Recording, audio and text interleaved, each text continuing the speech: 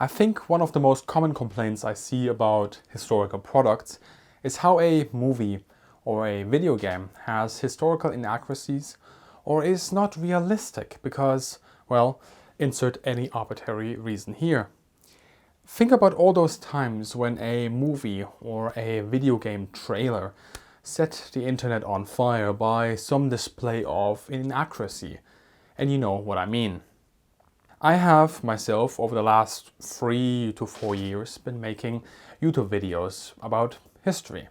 Videos that make you, for example, sit inside the cockpit of a fighter jet or at the helm of a World War II bomber. Explain the technological and doctrinal changes in aviation, and of course I explore the air battles and the campaigns. And all of this is based on the academic literature and my own archive visits, and yes, I earned my living with it. Working with history is incredibly difficult. It is of course nuanced, it is complex, and it has a set of responsibilities attached to it. If you're setting out to relate a historical story, then yes, it's up to you to do that as honestly and believably and realistically as possible. Simple as that, really. This is Garth Ennis. You might know him from his comic book series, The Boys, or perhaps you know the Amazon adaptation thereof. Now, he recently wrote a comic book called The Stringbags. The United States Naval Insitute supplied me with a review copy here, and after having read the book, I got thinking, how do people actually engage with history? How do we create products that are based on history, whether they are educational or whether they're based on some sort of fiction? And how do these products end up the way they do? So I sent out emails asking for other people's insight, and Garth Ennis and PJ Holden are two of a group of people working with historical events that I interviewed for this video to find out how they tackle the challenges of working with history. Against the best of intentions, inaccuracies happen. In movies, in video games, in TV series and documentaries, on YouTube, and yes, even in history books. Some of this is inherent to the subject. Pick any history book from the 1980s on a particular battle. Let's take Midway, for example, and compare it to contemporary research and publications. And you will notice how much the history has changed as new research revised what we knew before. Now, revisionism is used by some as critique, yet history is an ongoing process of revising what we know. That, provided of course the methodological and the ethical rules are obeyed, is to be welcomed.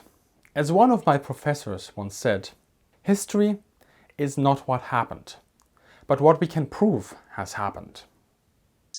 It's hard to find evidence of a negative. The fact that I couldn't find a photo with a Fleet Air Arm navigator with a moustache doesn't mean none of the moustache. It just means I couldn't find a photo of one. But there is a difference between a mistake uncovered by further research and a factual mistake made because of, well, lacking research.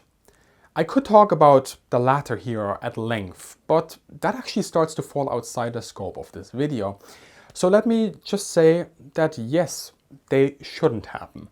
Nothing I say in this video is to excuse them, and that they are particularly annoying in popular products like, for example, movies, where the chance of correction is next to zero. Looking at my own channel, the rule is, if the error is part of the substance or a really grave mistake, then a correction video is made.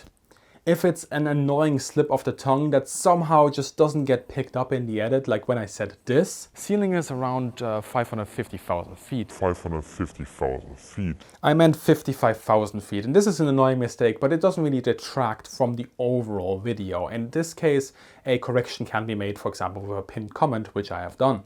In the position I am in, proper research, fact-checking and reviews before the publication are part and parcel of the business. It's not to be celebrated, it's just something that goes without saying. But yes, sometimes an annoying slip of the tongue, like the one you saw, happen.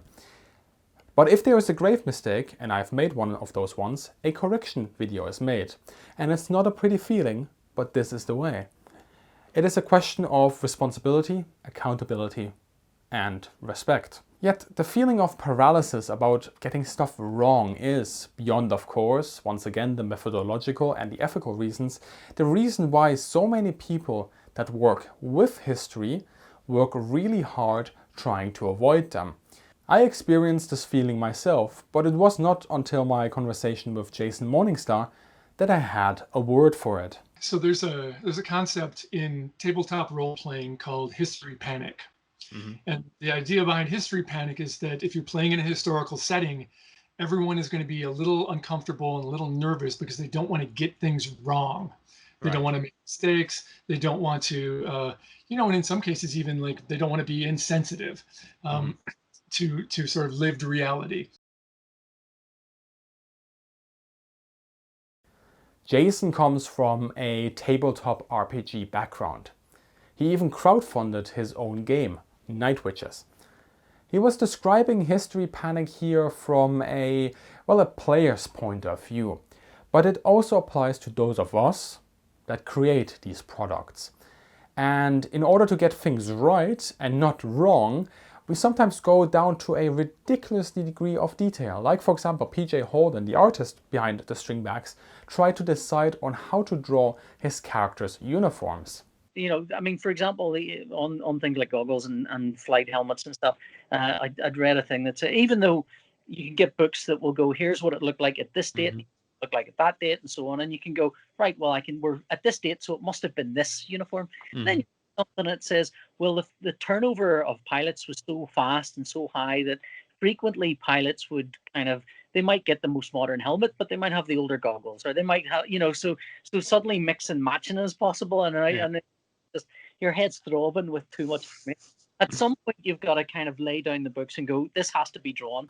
Now, hands up to all of you that know exactly how these aviator uniforms and equipments looked like year for year in World War II. You'll notice my hand is staying down. Now, I confess, it is fun to poke holes into these products. I recently watched Midway, for example, with some friends, and we made fun of, the various blunders. But interestingly, the movie also has some rather excellent scenes that are lost unless you've read more deeply into the subject matter. Will make their runs. Lindsay has command. To hell with smoke. Let me go after those carriers with a real bomb. Torpedoes sink ships, not bombs, and my men need a screen. Yeah, even if you get close enough, your torpedoes don't work. And this, as well as my conversations with the people working on history, it made me realize how much attention to detail often gets past us as consumers. We're gonna give them a shellacking. Like I said earlier, that does not excuse mistakes. But the interesting question, at least in my mind, is not what these mistakes are, but rather how and why products end up with simplifications, cut elements from reality, and sometimes feature a little of the proverbial real thing, other than, the base setting. This is the more interesting discussion because it examines the reality, the actual reality of making these products. How the result is a balance between intention, your ability to create, and making a profit so you can actually make the product. It's a discussion on scope, on the intended audience, on the intended depth, and the feasibility that ultimately allow us to, differentiate between historical errors that detract from a fictional product and those that don't. A discussion on product design is not useless, of course, and we can still critique it. But I feel with many popular products out there that serve, let's be honest, that serve to entertain rather than educate, it's important to frame that discussion within the intended scope of the finished product, and that it is a question of compromises. After all, a discussion on realism is by its nature a very slippery slope, because where exactly do you stop? The more realism and the more fantasy you can put in it, the better. But you can't put in realism at the expense of fun, because at the end of the day, you're still developing an entertainment product. So you have to draw the line somewhere, and where I personally draw the line is when I stop having fun, then it's probably too realistic or too complex or too authentic. Mm-hmm.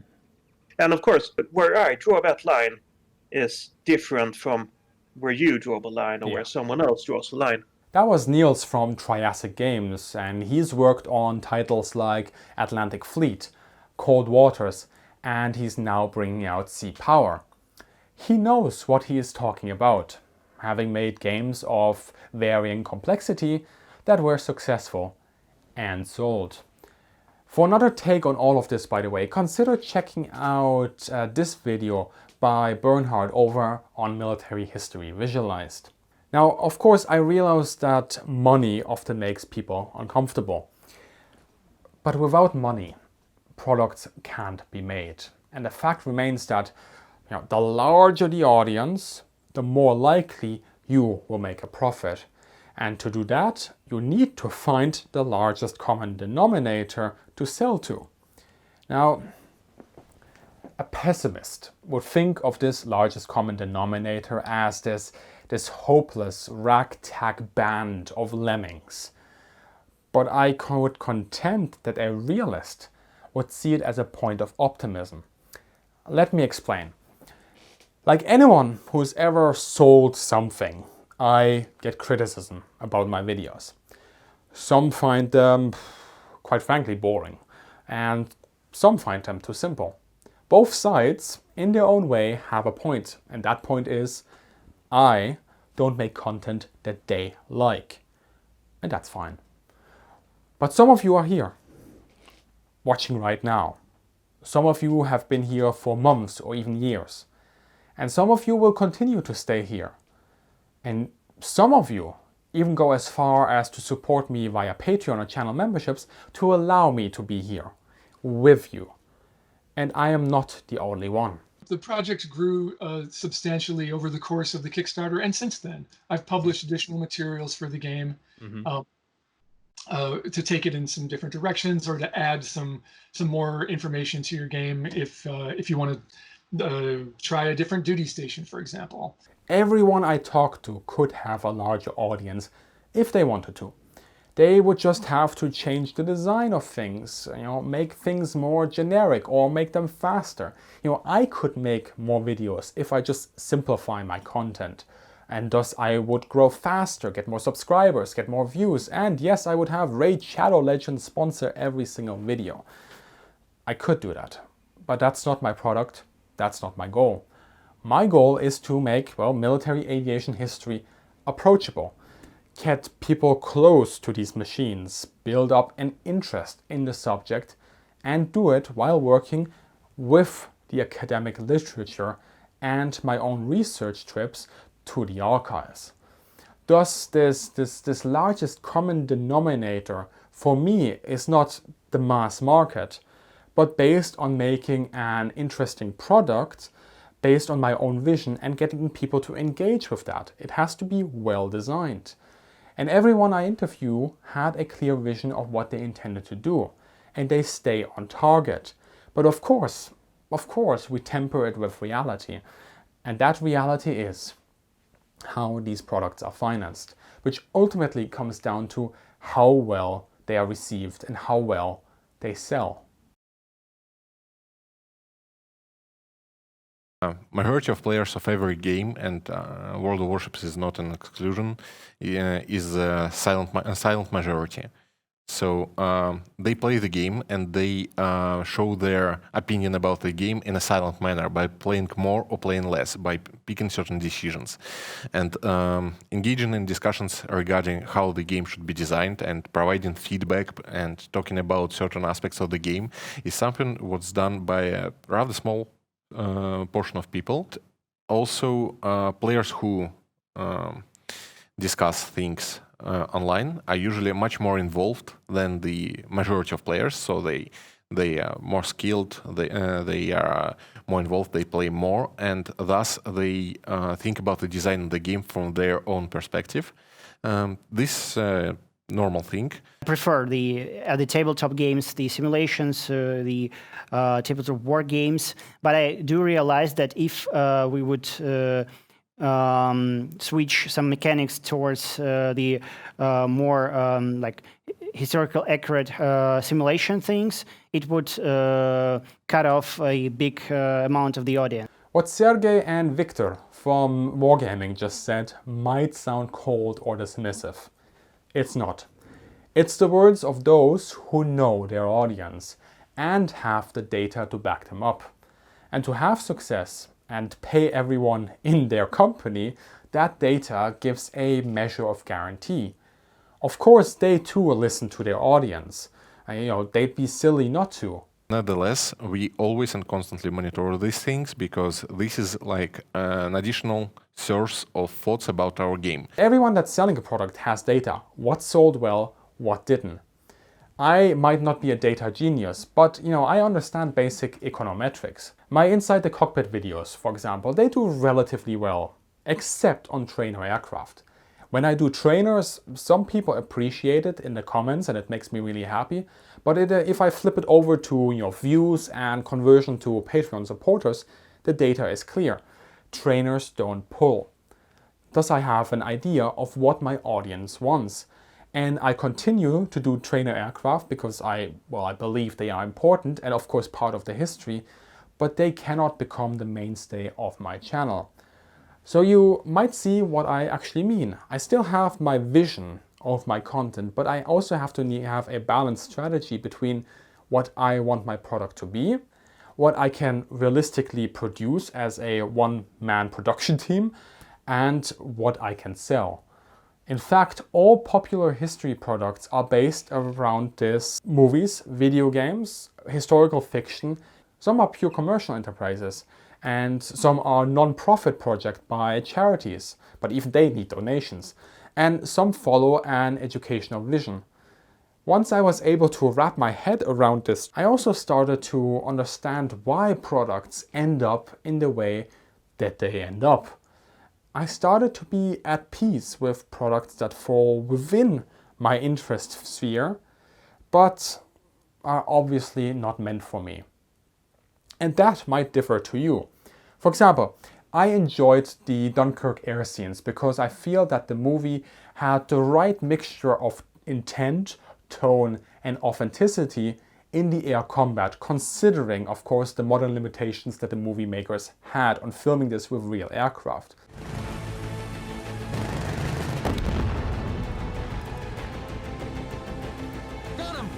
On the flip side, I feel that the Midway air scenes were over-the-top action that break my enjoyment. These opinions might differ from yours. We both can critique the same product differently. And from my side, part of my critique is that I continue to work on my channel, make content with my own priorities, and tries to support those enterprises, like for example museums, that do, in my opinion, a far better job at exposing people to the real thing than a movie. I'm gonna show them a little trick I learned. But that is not to say that a movie or any sort of fictional product cannot also have a positive effect of getting people interested in the subject matter. Museums are perhaps the most approachable outlet to curated history. They show items of the past, often the last remaining pieces. Museums are perhaps the best indicator at how interested a given cross-section of people are in the respective history. Given the popular interest, let's say, in history, or let's say World War II, you'd assume that museums would be bursting, but many are struggling. I've been working with a fair number of museums by now, and they do not have an easy job. Made worse now with COVID-19, but even before that. Yes, a handful of museums have investors or are paid for by taxes, but many, many aren't. And even the funded ones do not just pay for themselves. From my conversations with museum staff, with curators, with historians working there, it's clear that getting the public, never mind a paying public, is an incredible challenge to these locations. In the words of one director, people looking at our exhibits does not mean that they care about us. And that was not a cry of self-pity. It was just simply stating the facts. And museums have internalized this lesson. If they fail to attract an audience, they disappear. With them would go, well, on one hand side, with them would go jobs, but also the most visceral connection we have with real history. One curator told me once that they have to trial every single merchandising idea that they have with their most famous exhibit, because otherwise the risk is simply too high. And another one told me that they promote all of their events, every single one, throughout the whole year with the exact same exhibit every single time, because otherwise less than half of the original crowd will attend. They've tried. And this might give some sort of simplified business guarantee, but these options are incredibly limiting. This stifles the options museums have in approaching the subject. But how else do you get people to come and to pay? History is a niche market, even in the light of this explosion of history videos on YouTube. Take it from a man who is behind a successful comic and TV series. Pop culture and history don't compare. Publishers tend to like this material really just for the quality of it. Mm-hmm. They might not always like the sales figures too much, but they like creatively, they like the end result. While historical interest might be the reason why people, start getting interested in a particular product, I doubt that historical interest alone is the reason why people continue to play a specific video game or remember a specific movie. It's the execution. And I know that sounds abstract, but it makes sense, because when I chatted with Luke Hughes, who is currently working on a video game called Burden of Command, he pointed out something quite interesting. Why is it that the first-person shooter, very large audiences, the historical tactical play Gettysburg, small audiences typically, Band of Brothers, very large audience, and not just males, etc. Why is that? And I think the answer is actually rather clear. Human connection. The paradox is that the design of a video game, a comic or movie, is ultimately much more important in creating an interest in history than history in itself. After all, if history alone were the driving factor, museums would be full.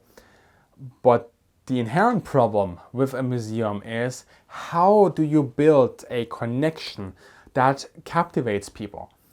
For some people out there, a plane or a tank might be enough to come back 8 times a year. Those people are rare. You might have noticed how many museums are nowadays investing in new, modern, interactive exhibits. They are trying to connect with us. Here, the fuse itself is the equivalent of the match, this bit. So at the end of the 17-second run, you get a spark out at the end of the fuse. That's the match. Not enough to set that off. But there is also only so much they can do because of their obvious limitations. And this brings me back to popular products and fiction.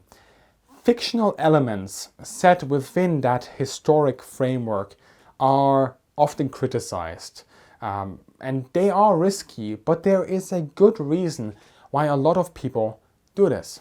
We had to figure out what to do about historical characters. Further, what if we wanted you to play, think of Band of Brothers, clean example. What if we wanted you to be winners? That first wouldn't really be right, I think, to be winners without the permission of the winner's family. So even if you could, my God, you're manipulating historical people. So what was our solution? We made 2 choices. We decided we were not going to change the actions of historical characters. It's too tricky, not our right, and just hard terrain. So we made you in charge of a fictional company inside the cotton balers. Depending on what you're working with, fictional elements can actually help build that human personal connection, with the obvious caveat that it has to be built upon a relationship with you rather than trying to build a set narrative that's trying to put something in a certain light. This also, endeared me to Garth Ennis's and PJ Holden's new Stringbags comic about the 3 major battles of the fairy swordfish in World War II. The stumbling block was that no one swordfish crew was involved in all 3 actions. I'm not sure there was even a single individual who was involved in all 3. And because I wanted to avoid a dry documentary approach where you have some pretty epic events that could, if you did a documentary, could completely overwhelm any sense of character, I thought the smart thing to do would be to invent a fictional crew, involve them in all 3 of these events without making their particular actions decisive. I think it's fair enough. If I was to take my fictional crew and have them definitely drop the torpedo that wrecks the Bismarck's steering gear, have them definitely score one of the hits on the Italian battleships at Taranto, that would be too much. But by having them almost as observers, taking part in the action but not doing anything decisive, I think it's fair enough. It works. Over 3 battles, I as a reader built up a connection with this fictional crew. And for me, this makes the end, well, you will have to read it yourself. But fictional elements can help create a platform by which history can be accessed in a relatable and a respectful manner. Take Jojo Rabbit. You okay?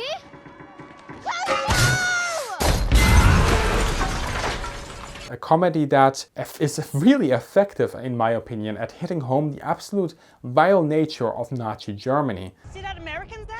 Just go give him a hug. Go, run! Let's go! Why? Because the movie was able to make me care about the protagonists, their struggles, Heil Hitler. May we come in? their losses, and their triumphs. Fuck off, Hitler. Take Papers, Please, a game where you stamp passports in a fictional dictatorship. A rather unappealing concept, but it was successful because it tied your stamps to very real moral dilemmas and impactful decisions. Take This War of Mine. For once, you are the victim in a war zone that you have visited so often as a soldier in a first-person shooter, and you're scavenging for survival, trying to keep your small group of fellow civilians safe. A novel idea based on the siege of Sarajevo, with developers who had a clear vision. And then take Valiant Hearts, Bomber Crew, or Plane Mechanic Simulator. Execution and design is far more important than realism or getting every tiny thing right. At every step in the process, I wanted to be very sensitive to the fact that it was living history and that I needed to honor ground truth, but that was sometimes in tension with the fact that it's also a game and it needs to be playable and it needs to address and remove history panic. If I as a consumer start to care, get interested and want to know more, a video game has already done a good service to history. Perhaps more than it needed to do. After all, video games, comic books and movies are only supposed to entertain me.